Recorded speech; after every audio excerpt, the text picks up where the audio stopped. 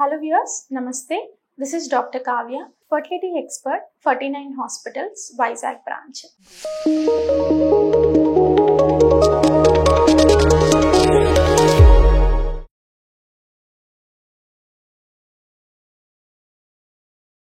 చాలా మంది ఆడపిల్లలు ఏంటి అంటే పీరియడ్స్ టైంలో విపరీతమైన పెయిన్తో బాధపడుతూ ఉంటారనమాట.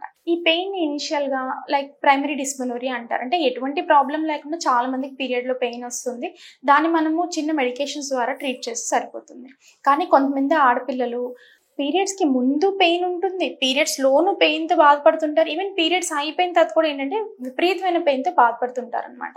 సో ఈ పర్టికులర్ పేషెంట్స్లో మనం కానీ స్కాన్ చేసుకున్నట్లయితే ఎండోమెట్రియోసిస్ అనే కండిషన్ని ఐడెంటిఫై చేసే అవకాశం అనేది ఎక్కువ ఉంటుంది. ఓకే, ఈ ఎండోమెట్రియోసిస్ అనేది మనకి లైఫ్ స్టైల్ చేంజెస్ని కాజ్ చేస్తుంది. ఎందుకంటే ఆ పెయిన్తో ఉన్నప్పుడు మనం రెగ్యులర్ యాక్టివిటీస్ చేసుకోలేము, మన మనసు అంతా ఇంకా ఆ పెయిన్ మీదే ఉంటుంది అనమాట.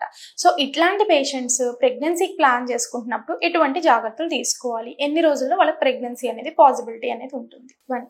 Endometriosis is a very severe condition.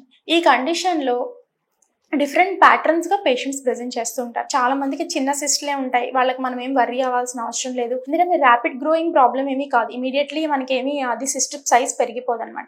ఈ పేషెంట్స్ న్యాచురల్గా ట్రై చేసుకోవచ్చు, ప్రాబ్లం ఏమీ కాదు. వాళ్ళకి ఏంటంటే 6 monthsకి ఒకసారి వెళ్ళి ఎండోమెట్రియోసిస్ సిస్ట్ ఎంత సైజ్ పెరిగింది అని చూపించుకోవడం అనేది బెటర్ అనమాట. కొంతమంది అసలు ఎసిమ్టమాటిక్ ఉంటారు, వాళ్ళకి అసలు ఏమీ సిమ్టమ్స్ ఏ ఉండవు, జస్ట్ స్కాన్లో చేస్తే ఎండోమెట్రియోటిక్ సిస్ట్ ఐడెంటిఫై అవుతుంది అనమాట. చిన్న సిస్ట్ అయితే వీళ్ళు కూడా మనం వరీ అవ్వాల్సిన అవసరం లేదు. ఎప్పుడైతే ఒక పేషెంట్ విత్ పెయిన్ ప్రెగ్నెన్సీ లేకుండా వచ్చిందో ఈ పర్టికులర్ పేషెంట్ని మనం ఎలాగ ట్రీట్ చేయాలి, ఎంత తొందరగా ట్రీట్ చేయాలి అనే డైలమానే మనకు వస్తుంది. Okay, severe endometriotic pain during periods, cyst అనేది బాగా పెద్ద సైజ్ ఉంది, ఒక 5 to 6 centimeters దాకా ఉంది, వీళ్ళకి సరిగ్గా ఓవ్యులేషన్ కావట్లేదు, అంటే పీరియడ్ ఇర్రెగ్యులారిటీ అనేది వస్తుంది. మనం వీళ్ళకి ఏం చేస్తాము అంటే కరెక్ట్గా ఇర్రెగ్యులర్ సైకిల్స్ నుంచి రెగ్యులరైజ్ చేసుకుని ఎగ్ రిలీజ్ అవడానికి మెడిసిన్స్ ఇచ్చి ట్రై చేస్తాం. అట్ ద సేమ్ టైం వీళ్ళలో ట్యూబల్ అబ్నార్మాలిటీస్ డిటెక్ట్ చేసే అవకాశం అనేది ఉంటుందన్నమాట. సో వీళ్ళకి ట్యూబ్స్ నార్మల్గా ఉన్నాయో లేదో కూడా చెక్ చేసుకుంటాం. నెక్స్ట్, విపరీతమైన పెయిన్ భరించలేకపోతున్నారు అంటే మాత్రం ప్రైమరీగా మనం పెయిన్ ట్రీట్మెంట్నే కాన్సన్ట్రేట్ చేయాల్సి వస్తుంది.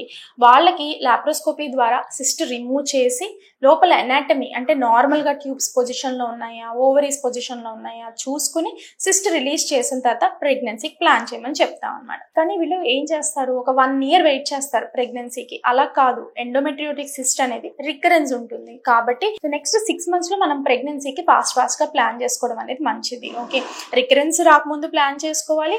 అట్ ద సేమ్ టైం మనం చేసిన సర్జరీ ఏదైతే ఉందో ఎఫెక్టివ్గా ఉంటుంది అనమాట. ఈ 6 months ట్రై చేశారు, ప్రెగ్నెన్సీ రాలేదు, న్యాచురల్గా ట్రై చేసుకున్న తర్వాత ఏం చేయాలి? సో IUI అనే ప్రొసీజర్ ట్రై చేయాల్సి ఉంటుంది అనమాట. సో హస్బెండ్ స్పర్మ్స్ నార్మల్గా ఉండి ప్రెగ్నెన్సీ రావడం లేదు, ట్యూబ్స్ నార్మల్గా ఉన్నాయంటే IUIలో సక్సెస్ అయ్యే అవకాశం అనేది ఎక్కువ ఉంటుంది అనమాట.